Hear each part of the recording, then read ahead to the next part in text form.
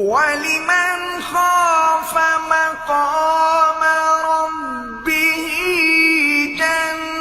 جنتان فبأي آلاء ربكما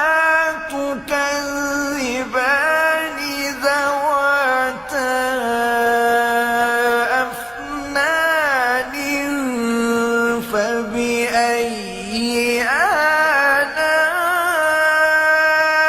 آلاء ربكما